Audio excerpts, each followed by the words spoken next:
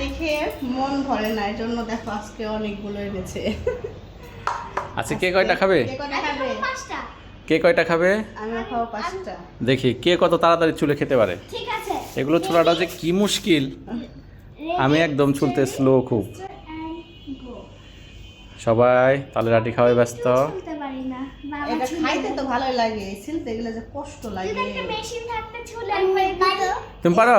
করো করো করো করো করো, চলো আমরা এখন এটি খাবো এখন। কিছুতে পিছে পড়বে না, বুঝছো? তোমরা স্কুলে গিয়েছো, আসে বাড়িতে আকাম করে ভরে ফেলেছে।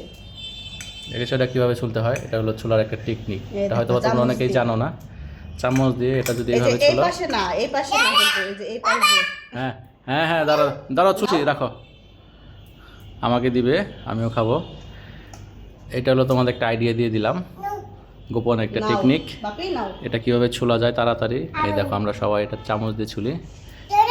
এটা আমি একজনের কাছ থেকে শিখেছি। হ্যাঁ দাঁড়াও দাঁড়াও দাঁড়াও, নিচ্ছি তো, ঠিক আছে। আমরা এখন এগুলো খাচ্ছি, দেখছো কত তাড়াতাড়ি এটা চলে যায়।